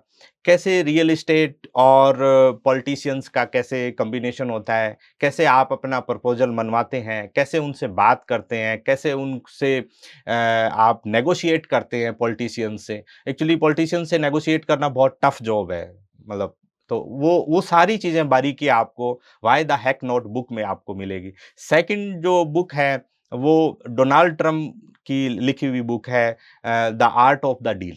अमेरिका के राष्ट्रपति। अमेरिका के राष्ट्रपति, अभी वो राष्ट्रपति है। मैंने तो हालाँकि जब उनकी बुक पढ़ी थी तब वो राष्ट्रपति नहीं थे, वो रियल एस्टेट बिल्डर थे, डेवलपर थे। 1984 या 83 की लिखी हुई है वो बुक, जी। बहुत पहले की लिखी हुई है। हुँ, तो वो the art of the deal बहुत शानदार बुक है और उसको आप पढ़ सकते हैं। एक मेरे मेंटर हैं राजवंत सिंह जी मोहाली, वो ट्रेनिंग्स भी देते हैं काफ़ी। इसके मामले में रियल एस्टेट का कोई बिज़नेस करना हो तो चंडीगढ़ में उनका इंस्टीट्यूट चलता है प्रॉपर्टी गुरुकुल के नाम से। काफ़ी अच्छा। हाँ, तो हुँ, वो उसमें ट्रेनिंग्स भी देते हैं और इसके अलावा अगर कोई ट्रेनिंग अफ़ोर्ड नहीं करता तो उनकी बुक्स हैं, ठीक है? उनकी बुक है प्रॉपर्टी व्यवसाय से खुशहाली, ये आप पढ़ सकते हैं। सभी लैंग्वेजेज़ में है, हिंदी में, इंग्लिश में, पंजाबी में, सभी में अवेलेबल है। तो वो आप पढ़ सकते हैं, तो वो आपके लिए बहुत शानदार रहेगा। अच्छा, अभी शहर बढ़ रहे हैं, हुँ, औद्योगीकरण हो रहा है, हुँ, रोड्स बन रही है। हुँ, जो किसान हैं, हुँ, उनकी ज़मीनें बहुत प्राइम लोकेशंस पर आ हुँ, गई है अभी। हुँ, खूब सारे किसान हैं जो ज़मीनें बेच रहे हैं। बेच रहे हैं। अब उन किसानों को क्या स्ट्रैटेजी अपनानी चाहिए? किसान को ज़मीन बेचनी चाहिए या उसको रखनी चाहिए? क्या करे? वो समझ नहीं पा रहा कि उसकी अचानक जो ज़मीन की रेट है वो बहुत बढ़ गई। हुँ, उसको लगता है अब इससे ज़्यादा तो बढ़ेगी नहीं। हुँ, तो उसके चक्कर में ज़मीनें बेच रहे हैं। हुँ। देखो, जिनके प्राइम लोकेशंस पे लैंड है हुँ, और लैंड छोटी है, 1 बीघा, 2 बीघा, 4 बीघा और उनका मूल धंधा या मूल व्यापार कृषि है, तो उस बहुत अच्छे प्राइस में बेच के और जैसे मान लीजिए कि आपके पास 2 एकड़ ज़मीन है, 2 एकड़ ज़मीन 2 करोड़ में बिकती है और आपका प्राइमरीली बिज़नेस खेती है, तो आप नंबर ऑफ ज़्यादा बीघा ज़मीन ऐसी जगह पे ले लें, जहाँ पे आप बेसिकली खेती कर लें। एक तो सिस्टम ये है, जी। क्योंकि किसान के पास में या साधारण आदमी के पास में पैसे का मैनेजमेंट का उसको पता नहीं है। अगर एक्सेस एकदम बहुत ज़्यादा पैसा आ जाएगा, तो वो गाड़ियाँ खरीद लेगा, मकान बना लेगा या इधर-उधर इन्वेस्ट कर देगा। तो वो उसका कोई फ्रूटफुल नहीं है, बहुत बड़ी शादी कर देगा, पार्टी कर देगा, यहाँ पैसा उसका वेस्टेज चल जाएगा। खर्च हो जाएगा हाँ, तो पैसा। ज़मीन का जहाँ से पैसा आया, वो ज़मीन में हाथों-हाथ उतना ही इन्वेस्ट कर दे। तो जो ग्रोथ उसकी ज़मीन में पहले आई, वही ग्रोथ उसकी नेक्स्ट ज़मीन में ऐसे आएगी, तो ये होगा। पर ज़्यादातर केसेज़ में मैंने जो स्टडी किया है ग्रामीण परिवेश में राजस्थान में जब सीलिंग एक्ट आया था 1956-58 के आसपास में, जी। तो बहुत बड़े जो ज़मींदार थे, राजे-महाराजे थे, उनके पास में हज़ारों बीघा ज़मीन हुआ करती थी। तो उस टाइम ये रूलिंग थी कि भी सिंगल आदमी एक बहुत ज़्यादा बड़ी लैंड नहीं रख सकता, या जो जिस किसान जिस ज़मीन पे काश्त कर रहा है, उन काश्तकारों को वो ज़मीनें मिल गई थी। तो अब राजस्थान ने को तो उन्होंने इस रूल ने बचा लिया, इस कारण से। बाकी जो दूसरे प्रदेश है जैसे यूपी है, बिहार है, आज भी यूपी और बिहार में ऐसा है कि एक-एक किसान के पास 2-2 हज़ार बीघा, 4-4 हज़ार बीघा, 5-5 हज़ार बीघा ज़मीन है। आप जैसे एग्ज़ाम्पल में लेते हैं कि राजा भैया, जो वहाँ कुंडा से विधायक हैं, उनके पास में 15,000 20,000 बीघा ज़मीन है, खुद के अच्छा। पर्सनली, इतनी बड़ी ज़मीन है। पप्पू यादव है, 15,000 20,000 बीघा है। उससे जितनी भी अच्छा, वहाँ यूपी और बिहार की ज़मीन भी उपजाऊ है। बहुत महँगी बहुत है। महँगी है, उपजाऊ है, हुँ। और उसमें ये सामंतवादी जो प्रथा थी, अपने राजस्थान में तो ये खत्म हो गई, पर सामंतवादी प्रथा यूपी और बिहार में अभी भी है। तो वहाँ पे क्या हुआ कि आज से 30 साल पहले, 40 साल पहले जो छोटे किसान थे, 1 बीघा, 2 बीघा, 4 बीघा, 5 बीघा वाले, वो खत्म हो गए। उन्होंने अपनी ज़मीनें बेच दी, अब वो उन बड़े ज़मींदारों के यहीं पे ही खेती करते हैं या मज़दूरी करते हैं, या फिर उन्होंने वो ज़मीनें बेच के शहर चले गए अपना व्यापार करने के लिए। वो स्थिति जो यूपी बिहार वाली है, वो अब मैं यहाँ नोटिस करता हूँ राजस्थान में। राजस्थान में मैंने जो ग्रामीण एरिया का स्टडी किया, उस स्टडी किया कि पिछले 10-15 साल के अंदर, जो गाँव में पहले एक्सपेंसेस बहुत कम हुआ करते थे, ठीक है? तो अब वो एक्सपेंसेस बहुत ज़्यादा होने लग गए। शादियाँ बहुत बड़े स्केल पे होने लगी, मायरे वगैरह बहुत बड़े स्केल पे होने लग गई, बड़ी-बड़ी शादियाँ होने लगी, जैसे ये हल्दी का फंक्शन वगैरह, ये वो नहीं हुआ करते थे यहाँ पे। स्मॉल स्केल पे स्मॉल शादियाँ हुआ करती थी, मायरे स्मॉल हुआ करते थे, और जो एक्सपेंसेस स्टडी पे वगैरह पे थे, एजुकेशन पे बहुत कम हुआ करता, जो अब बहुत ज़्यादा बढ़ गया है। चारों तरफ से स्मार्टफ़ोन्स आ गए हैं, तो ये खर्चे एक्सपेंसेस बहुत ज़्यादा हो गए। उस एक्सपेंसेस ज़्यादा होने के साथ-साथ में कमाई उतनी नहीं बढ़ी, क्योंकि यहाँ की ज़मीन फर्टाइल तो है नहीं। तो यहाँ पानी की अभाव है, कि एक फसल होती है खेती साल में, तो वो भी कभी होती है, कभी नहीं होती है, बरसात प्रॉपर हो जाए तो हो जाए, नहीं तो नहीं हो जाए। तो अब यहाँ पे ये स्थिति मैं पिछले 5-7 साल से देख रहा हूँ, और मैं जो आपको बात कह रहा हूँ, आप अगर हम 15 साल बाद में मिलेंगे, तो आप उसको बिल्कुल एग्ज़ैक्ट सही शब्दों में जो मैं कह रहा हूँ, वो को वो पाएँगे कि आने वाले 15 साल के अंदर-अंदर राजस्थान के अंदर जो बरानी ज़मीन है जिसमें पानी नहीं लगता, वो 15 से 20 बीघा वाले, 30 बीघा, 50 बीघा वाले किसान खत्म हो जाएँगे। उनके पास 1 बीघा भी ज़मीन नहीं बचेगी। वो ज़मीन बेच कर के शादियाँ कर देंगे, घर बना लेंगे, गाड़ियाँ ले लेंगे। या गाड़ियाँ ले लेंगे, बच्चे की एजुकेशन पे लगा देंगे, शहर हुँ। में घर बना लेंगे, एक्सपेंस कर देंगे, वो ज़मीनें उनके पास में बढ़ेगी नहीं। और जो गाँव में बड़ी ज़मीनों वाले हैं, वो इतनी ज़्यादा ज़्यादा ज़मीनों वाले हो जाएँगे कि वो सेम चीज़ें जो यूपी और बिहार में है, जागीरदारी प्रथा आने वाले 15 साल में आ जाएगी। बड़े-बड़े डेवलपर्स और बड़े डेवलपर्स हो जाएँगे। गाँव में जो बड़े किसान हैं, वो और बड़े किसान हो जाएँगे, बड़े-बड़े जागीरदार हो जाएँगे। 15 से 20 साल के अंदर-अंदर ये छोटे किसान खत्म हो जाएँगे, और ये या तो उनके यहाँ पे मज़दूरी करेंगे या शहर में जाके मज़दूरी करेंगे। तो कॉमन मैन का है कि अपना एक्सपेंसेस बहुत कम रखें, ज़माने के साथ में चलते-चलते अपने खर्चे को कम रखें, और ज़मीनें जो भी हैं, उनको बचा लें। 1 बीघा आ रही है तो बचा ले, 2 बीघा आ रही है तो बचा ले, जितना कोशिश करे। अगर वो नहीं बचा पा रहा है, तो अगर किसी डेवलपर के पास में जा रहा है या वो ज़मीन प्राइम लोकेशन की है, तो उनको बार्टर में, शेयरिंग में, हिस्सेदारी में काम करें कि हम आपको लैंड देंगे, आप इस पे डेवलप कीजिए, और हमारा एक परसेंटेज फिक्स है, उसके ऊपर काम कीजिए, और जो पैसा आता है उसको रीइन्वेस्ट कीजिए। लैंड में करिए, गोल्ड में करिए, जो आपको ठीक फ्लेक्सिबल लगे। लगे, पर मेरी प्राथमिकता है कि लैंड में करें। अच्छा, एक बात बताओ, क्या प्रॉपर्टी लोन लेकर के परचेज़ करनी चाहिए? बिल्कुल करनी चाहिए। क्योंकि प्रॉपर्टी के अंदर अगर 1 करोड़ रुपए की प्रॉपर्टी है, आपके पास 20 से 25 लाख रुपए है, तो आप 60% लाख, 70 लाख का लोन ले सकते हैं ईज़िली। क्योंकि अगर होम लोन के अंदर लेते हैं सिनेरियो में, तो होम लोन पे तो आपका हिंदुस्तान में सबसे कम रेट ऑफ इंटरेस्ट है। 7.5, 8, 8.5 तक चलता है। जी। प्लस जो ईएमआई पे इंटरेस्ट गया आपका, उसका टैक्स में आपको रिबेट मिलती है। फ्लेक्सिबल टर्म है, 20 साल की ले सकते हैं, 25 की ले सकते हैं, 30 साल की ले सकते हैं। थर्ड उसमें एक फ्लेक्सिबिलिटी और है, आपके पास बीच में पैसा आया 2 लाख, 5 लाख, तो आप उसमें जमा करा सकते हैं। बाकी किसी भी लोन में ये फैसिलिटीज़ नहीं है। इसमें क्या होता है कि जैसे होम लोन या प्रॉपर्टी के लोन में रियल एस्टेट के लोन में ये होता है कि आपने कैपिटल तो दिया 20 लाख या 25 लाख, पर आपको ग्रोथ 1 करोड़ पे आ रही है। आपके कैपिटल की भी ग्रोथ आ रही है, पर वैल्यू तो उसकी 1 करोड़ है ना, वो बढ़ेगी तो पूरी ज़मीन। ग्रोथ आपको 1 करोड़ पे आ रही है। तो इस कारण से क्या है कि उसकी 7-8% आपको मिला। 7-8% के बाद में आपको जो ग्रोथ मिलेगी वो 15%, 20%, 25% मिल सकती है। तीसरा उसके अंदर एक चीज़ है कि उस लैंड को आप मल्टीपल तरीके से यूज़ कर सकते हैं। आप उसको कमर्शियल यूज़ कर सकते हैं। अगर वो रोड उतनी है कि जिसमें वो फिट हो जाती है, गवर्नमेंट नॉर्म्स के हिसाब से, कमर्शियल एक्टिविटी कर सकते हैं, रेंट पे आप कर सकते हैं। उसके मल्टीपल पर्पसेज़ हैं, उसको आप जैसे मर्ज़ी चाहें यूज़ कर सकते हैं। अच्छा, ये तो होम लोन की बात हुई। हुँ, मुझे तो एज़ ए इन्वेस्ट करना है, हुँ। तो क्या लोन लेना चाहिए? बिल्कुल लेना चाहिए। उसमें भी वही थंब रूल आता है कि आपको ग्रोथ तो मिलेगी पूरी प्रॉपर्टी पे, जी। और आपने लोन लिया है 50%, 60%, 70%। हुँ। फिर आपके पास एक टारगेट आ जाता है। जब आपकी ईएमआई चल रही होती है, तब आपका दिमाग भी चल रहा होता है। अगर आपके पास जिस आदमी के पास ईएमआई नहीं है या खर्चे नहीं है, ठीक है? तो उसका दिमाग भी शांत है। वो बहुत ज़्यादा प्रोग्रेसिव तरीके से सोच भी नहीं रहा है, फाइट भी नहीं कर रहा है। और जिसके ईएमआई है, उसको दौड़ रहा है, क्योंकि वो ईएमआई तो हर महीने आनी-आनी है। तो वो उस हिसाब से टारगेट भी बनाता है, उस हिसाब से अपना विज़न बनाता है, उस हिसाब से अपने आप को अपडेट करता है। तो वो टारगेट बन गया, और जो ईएमआई है वो एक सर्टेन टाइम के बाद में बंद हो जाएगी, पर प्रॉपर्टी आपकी हो जाएगी।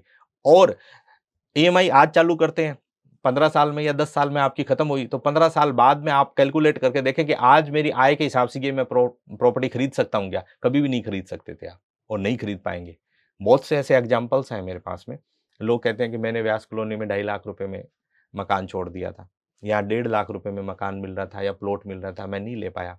तो मैंने कहा, आपकी जो प्लॉट 2.5 लाख वाला 1 करोड़ रुपए का हो गया, ठीक है? आपकी आय क्या बढ़ी उतनी?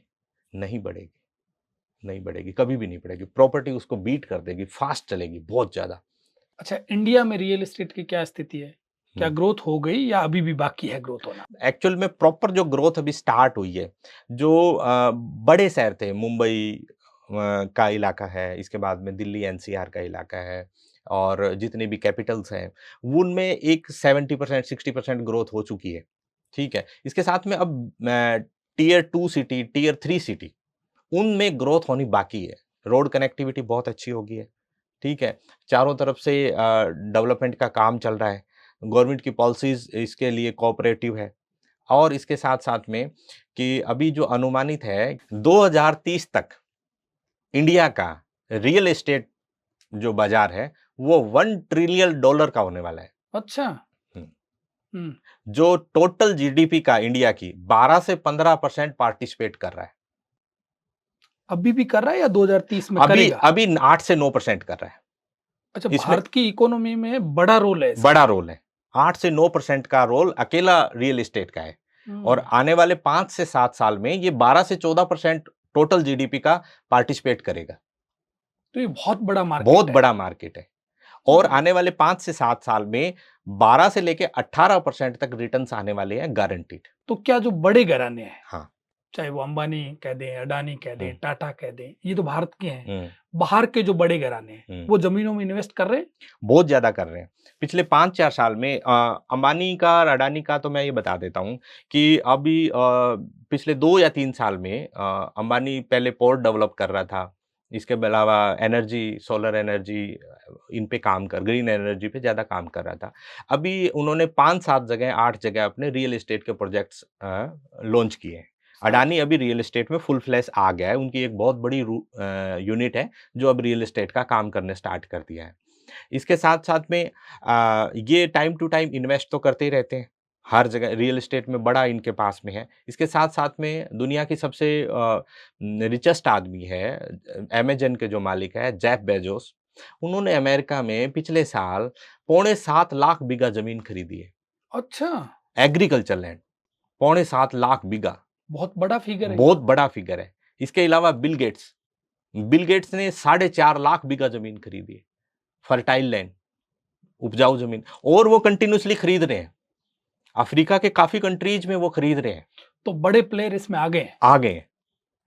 शुरू से ही थे, पर अब उनको लगा कि जमीन जो है ये इसकी प्रोडक्शन कभी कम नहीं होगी। जो फर्टाइल लैंड है, उपजाऊ जमीन है, उसमें से तो पैसा आना ही आना है। स्टॉक मार्केट में अप एंड डाउन हो सकता है, बहुत डाउन भी हो सकता है, पर जो उपजाऊ जमीन है वो तो उतनी प्रोडक्शन देगी ही देगी ना, देना ही देना है, वो तो कभी भी कम नहीं हो सकता। फूड की नेसेसिटी रहेगी रहेगी दुनिया के अंदर, अनाज तो चाहिए ही चाहिए, वो कभी कंपल्सरी खत्म आइटम नहीं है, होगा। कभी भी खत्म नहीं होगा। तो सारे लोग जो दुनिया भर के जितने भी बड़े बिजनेसमैन हैं, वो सारे अभी रियल एस्टेट के बारे में सोच रहे हैं या उन पे बहुत ज़्यादा बड़ी इन्वेस्टमेंट कर रहे हैं। चाहे वो एग्री लैंड हो, चाहे डेवलपमेंट के मामले में हो, ये सब काम अभी हो रहे हैं ऑल ओवर द वर्ल्ड। अच्छा, इसमें एक बात और है, ज़मीन जितनी है उतनी रहेगी, उतनी ही रहेगी, उसका कोई नया प्रोडक्शन नहीं नई होगा। प्रोडक्शन नहीं होता, जैसे demand and hmm. Supply economics में होता है। अच्छा, ज़मीन लेने से पहले लोग वास्तु का बड़ा गौर करते हैं हुँ, कि इसमें वास्तु ठीक नहीं है, हुँ, इसका वास्तु ठीक है। हुँ, साउथ का कोई प्लॉट है, हुँ, तो वो लेना नहीं है। हुँ, पूर्व का कोई प्लॉट है, तो उसको एक्स्ट्रा पैसा देते हैं। हाँ। आप क्या मानते हो वास्तु को? वास्तु को मानता हूँ सिर्फ़ और सिर्फ़ वेंटिलेशन से। अगर आपकी कोई बिल्डिंग है, अगर आपका मकान है, अगर आपका कोई कैंपस है, जिसमें अगर प्रॉपर वेंटिलेशन है, ज़्यादातर वास्तु जो शास्त्री है वो दिशाओं पे काम करते हैं। 2 चीज़ें इसमें कंसेप्ट चलता है, एक दिशाओं का कंसेप्ट चलता है, एक ब्रह्म स्थान का कंसेप्ट चलता है। तो दिशाओं का कंसेप्ट में ये है कि इस दिशा में पानी की स्थान होना चाहिए, इस दिशा में अग्नि का स्थान होना चाहिए और इस दिशा में ये चीज़ होनी चाहिए। तो मैं उनसे एक टेक्निकल क्वेश्चन पूछता हूँ कि जो हमारी धरती है, उसकी तो कोई दिशा नहीं है। वो तो 1,07,000 किलोमीटर पर आवर की स्पीड से सूरज की चारों तरफ घूम रही है। तो जो रोटेटिंग ऑब्जेक्ट है, घूम रहा है, उसकी कोई खुद की दिशा नहीं है, तो उसके ऊपर जो होने वाली चीज़ें हैं, उनकी दिशाओं पे आप कैसे गणित लगा सकते हैं? दूसरा, यूनिवर्सल ट्रुथ है, दुनिया में जितनी भी चीज़ें हैं, नेचुरल, वो राउंड शेप में है। चाहे अर्थ लगा लो, जितने भी ग्रह हैं वो राउंड है। पेड़ मिलेंगे आपको राउंड शेप में मिलेंगे। पहाड़ मिलेंगे वो इस तरह की शेप होगी जिनकी जो कोई ये जो चौरस जो ये स्क्वायर का शेप है ना, स्क्वायर का शेप आदमियों ने इजाद किया है। ये नेचुरल नहीं है। जितने भी प्लॉट्स हैं वो स्क्वायर होते हैं। जो स्क्वायर नहीं है उसको अशुभ मानते हैं। स्क्वायर हमने इजाद किया है। नेचर में कहीं पे भी स्क्वायर नहीं है। पेड़ को देखो, पौधे को देखो, राउंड मिलेंगे, लगभग राउंड में मिलेंगे सब चीजें। ठीक है, ग्रह जितने भी राउंड है, सूरज है, चांद है, राउंड स्क्वायर राउंड चीज में है। हमारे यहाँ पे आज से 70-80 साल या 100 साल पहले या पुराना आप सांस्कृतिक चीजें देखें तो मकान वगैरह भी होते थे वो राउंड होते थे। खेतों में अभी भी बुर्ज मिलेंगे आपको, झोंपड़ियाँ मिलेंगी, राउंड मिलेगी। तो राउंड के अंदर जिस दिशा में आपको द्वार रखना है आप रख सकते हैं, फ्लेक्सिबल है, ईज़ी है। आप खेत को आधी उस तरफ से अब की बार जुताई करी तो उधर गेट रख लें, इधर की तरफ करी तो इधर की तरफ गेट कर लें, ठीक है? तो ये है। जो रोटेटिंग ऑब्जेक्ट है जिसकी खुद की कोई दिशा नहीं है, तो दिशाओं का जो कांसेप्ट है, सिर्फ़ एक जगह से जाने के लिए, दूसरी जगह से जाने के लिए, वो ईज़ी करने के लिए कंपास बनाया था, कि हमें आज वहाँ यहाँ से वहाँ जाना है क्योंकि उस टाइम गूगल तो था नहीं। दिशाओं के कांसेप्ट से सूरज कितनी दूर है, उस एंगल से एक जगह से दूसरी जगह जाते थे। बेसिकली जो ज़्यादातर इसमें यूज़ होता था, वो पानी वाले जहाज़ों के लिए होता था। वो आज भी पानी वाले जितने भी जहाज़ हैं, वो डिग्री पे काम करते हैं, दिशा पे काम करते हैं। वो दिशा कोई टारगेट लेके क्योंकि पानी के अंदर तो पता नहीं चलता ना आप कहाँ जा रहे हैं। आप दिशा के अंदर चलेंगे। उस दिशा में जाओगे, इतनी डिग्री पे जाओगे तो आप उस जगह पहुँच जाओगे। पानी के अंदर तो हज़ारों किलोमीटर तक पता नहीं चलेगा आगे-पीछे क्या है। आप रोड पे जा रहे हो तो फिर भी पता चल रहा है कि बीकानेर आ रहा है, देशनोक आ रहा है, नागौर आ रहा है, ठीक है। पर पानी के अंदर तो आज भी वो उसी कंपास को यूज़ करते हैं। और इसके अंदर आप जो भी घबरा रहे हैं लोग कि मेरी दिशा खराब होगी, मेरा वास्तु खराब होगा, उनको घबराने की ज़रूरत नहीं है। यहाँ पे इससे कोई नेगेटिव फ़र्क नहीं पड़ेगा। आपके घर का वेंटिलेशन प्रॉपर होना चाहिए, आपकी फैक्ट्री का वेंटिलेशन प्रॉपर होना चाहिए, इससे कोई फ़र्क पड़ने वाला नहीं है। अगर ये फ़र्क पड़े, तो वाइन शॉप का वास्तु कौन देखता है दारू की दुकान का? वो तो कहीं पे भी खुली होती है, चले जाते हैं लोग। उसमें तो कहीं वास्तु अड़ नहीं रहा। बहुत सी ऐसी चीज़ें हैं जो वास्तु को प्रेफ़र ही नहीं करते या वास्तुशास्त्री ही नहीं जाते। स्लम एरियाज़ हैं, हर जगह की, दुनिया भर की ये प्रॉब्लम है। मैं बड़े से बड़े वास्तुशास्त्री को आप इनवाइट कर लें और मैं कह देता हूँ आपको कि आप ये स्लम एरिया में वास्तु करके दिखा दें, 5 घरों में, अगर वो तरक्की कर ले तो। अगर वास्तु अगर सुख और समृद्धि का कारण है, सुख आए, समृद्धि आए वास्तु का, तो फिर ये बड़े-बड़े बिज़नेसमैन क्यों फेल हो रहे हैं? फिर क्यों मुकेश अंबानी का भाई है अनिल अंबानी, वो वास्तु के हिसाब से अपना घर नहीं बना सकता, वो कल बना ले। क्यों अमिताभ बच्चन अपने बेटे के लिए अच्छा मकान बना के दे दे वास्तु के शास्त्री नहीं, से इसमें कंसल्ट। एक बात ये भी हो सकती है कि अनिल अंबानी को कोई ढंग का वास्तुशास्त्री मिला नहीं हो, अच्छा ये भी तो हो सकता है। हाँ, ये एक्चुअली क्या है था कि 2 तरह के सिद्धांत दुनिया में चलते हैं। एक तो कर्मा का सिद्धांत चलता है कि आप अगर इल्लीगल एक्टिविटीज़ में इन्वॉल्व हैं, तो आप कितने भी वास्तुशास्त्री को बुला के अपना मकान अच्छा कर लें, एक ना एक दिन आप पे लीगल कॉम्प्लिकेशन आएगी आएगी। एक तो ये है कि आप अब टेक्निकली सही है, तो आपको ऊपर कोई भी प्रॉब्लम नहीं आएगी, चाहे वास्तु की प्रॉब्लम हो, चाहे और की हो। ये साइकोलॉजी तब काम करती है, जब कोई बहुत ज़्यादा तरक्की कर रहा है, कोई बहुत अच्छा चीज़ पे जा रहा है और अचानक किसी को लॉस हो जाता है। चाहे बिज़नेस में लॉस हो, चाहे उसको अपनी पर्सनल लाइफ़ में लॉस हो। तो क्या करते हैं कि हमारी ह्यूमन साइकोलॉजी है कि हम अपने आप पे ब्लेम नहीं देना चाहते। हम अपने आप को ब्लेम नहीं करना चाहते। हम ब्लेम करते हैं वास्तु को। मेरे घर का यार शायद वास्तु खराब होगा, तब ये मेरे साथ ऐसा हो गया। अगर वास्तु सही हो, तो आपसे एक मैं क्वेश्चन करना चाहता हूँ, क्या प्रधानमंत्री आवास का वास्तु सही है? अगर प्रधानमंत्री आवास का वास्तु बिल्कुल सही है, तो फिर जो इसमें आ जाता है वो ताउम्र प्रधानमंत्री क्यों नहीं रहता? ग्रह नक्षत्र भी तो कोई चीज़ होती होगी। हाँ, ये इसके सब पार्ट हैं। अगर आप अपनी चीज़ को जस्टिफाई करना चाहते हैं, कर्मा के सिद्धांत को नहीं मानते हैं, ठीक है? तो 2 सिद्धांत दुनिया में चलते हैं। एक तो कर्मा का सिद्धांत चलता है, ठीक है? और दूसरा सिद्धांत है पॉसिबिलिटीज़ का, संभावनाओं का। ये संभावनाएँ हैं कि आप 100 बिज़नेसमैन हैं, किसी भी एरिया के लीडिंग में, तो 5% या 4% अनसक्सेस होएँगे ही होएँगे। ये सिद्धांत है। आप बाइक लेके घर से जाएँ, साल में 1 बार आपका एक्सीडेंट होएगा, ये संभावना है, पॉसिबिलिटीज़ है। होगा ही होगा, छोटा हो या बड़ा हो। ठीक है? ये पॉसिबिलिटीज़ अगर आप सारी चीज़ें उसमें देख लेंगे, तो कर्मा का सिद्धांत और पॉसिबिलिटीज़ का सिद्धांत बिल्कुल भी उसका कोई वैल्यू नहीं बचेगी। तो आप कुल मिला के आप वास्तु को मानते नहीं हो। कुल मिला के वास्तु को मानने और उसमें डर का बिज़नेस करना और लोगों को उसके अंदर इन्वॉल्व करना, हालाँकि मेरी जो स्टेटमेंट है, वो आप जिस लेवल पे मुझे लेके जा रहे हो, तो काफ़ी लोगों की तो दुकानदारी गड़बड़ हो जाएगी और काफ़ी लोगों की समझ अपडेट हो जाएगी कि भई आपके घर का अगर वास्तु सही नहीं है या मेरे घर का वास्तु सही नहीं है, तो कौन-सी ऐसी एनर्जीज़ है जो बाहर खड़ी है वो मेरे को कनेक्ट कर रही है? कौन दुनिया के अंदर 800 करोड़ लोग रहते हैं। ठीक है? और मैं मान के चलता हूँ 5 या 6 लोग एक घर में रहते हैं, तो 125 करोड़ मकान है। 125 करोड़ में कितने लोग ये वास्तु के हिसाब से बने हैं, कितने नहीं बने हुए? अगर ये वास्तु अगर सही है, तो फिर बार-बार स्वीडन, फ़िनलैंड, नॉर्वे ये लोग हैप्पीनेस इंडेक्स में हर बार क्यों परफेक्ट आते हैं? वो तो मानते भी नहीं है। वो सिर्फ वेंटिलेशन को मानते हैं।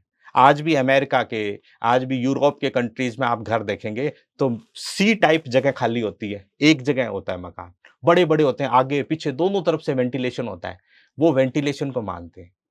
आपके किचन में चिमनी नहीं लगी हुई, प्रॉपर हवा का वेंटिलेशन नहीं है, तो आपने जो भी वहाँ पे बनाया, तो उसकी स्मेल पूरे घर में जाती है, तो आप नेचुरली बीमार होंगे ही होंगे, होना ही है, कोई रोक ही नहीं सकता। अगर आपके घर में प्रॉपर वेंटिलेशन है, तो फिर कोई प्रॉब्लम नहीं आएगी।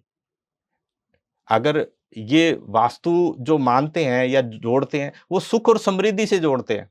अगर सुख समृद्धि का कारण अगर वास्तु हो, तो दुनिया भर के जितने भी सक्सेसफुल लोग हैं, धनाढ्य लोग हैं, वो बड़े से बड़े वास्तुशास्त्री को बुला के अपने घर में वास्तु के हिसाब से अकॉर्डिंग अपनी फैक्ट्री वास्तु के अकॉर्डिंग अपनी चीज़ें बनवा लें और फिर वो मतलब उनका पूरी दुनिया पे राज ही रहे, कभी वो हारे ही नहीं। ऐसा हो सकता है क्या? पॉसिबल है क्या? पॉसिबिलिटीज़ के सिद्धांत को आपने खत्म कर दिया, ठीक है? कर्मा के सिद्धांत को आपने खत्म कर दिया। चाहे कोई भी प्लॉट हुँ। इन्वेस्टर लेना चाहे, हाँ, उस प्लॉट का फेस किसी भी तरफ हो, हाँ। वो ले सकता है। ले सकता है, हुँ। कोई उसको कोई दिक्कत नहीं है। उसमें ऐज़ ए इन्वेस्टर और ऐज़ ए डेवलपर मैं इसमें एक चीज़ जोड़ना चाहूँगा कि भी जिस एरिया में जिस चीज़ की मिथ चल रही है हज़ारों सालों से, ठीक है? तो उसमें इन्वेस्टर को छेड़छाड़ नहीं करनी चाहिए। इन्वेस्टर को तो चीज लेनी है और प्रोजेक्ट बेचना है। बेचना है।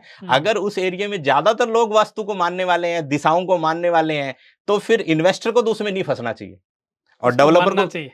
वो उसकी मजबूरी है, उसके व्यापार की मजबूरी है। जी। भी मैं कोई व्यापार करता हूं और मेरा व्यापार में मेरे को सारी परमिशंस गवर्नमेंट अप्रूवल से चाहिए, पॉलिटिक्स से चाहिए, तो मैं गवर्नमेंट अप्रूवल और पॉलिटिक्स वाले लोगों से क्यों उलझूंगा? मेरे को व्यापार करने से मतलब है ना। तो व्यापारी को, इन्वेस्टर को व्यापार करने से मतलब है। अगर लोग मानते हैं साउथ ठीक नहीं है, तो वो साउथ नहीं लेगा, वो क्योंकि वो प्रूव करता थोड़ी घूमेगा, वो ईस्ट वेस्ट ले लेगा जिसकी ज्यादा डिमांड है। और ये भी हमारे रीजनल है, बाकी पंजाब में, हरियाणा में, यूपी में ये नहीं मानते, वहां पे इतना प्रेफरेंस नहीं है। तो पवन जी, आप हमारे यहाँ पधारे, आपका बहुत बहुत आभार।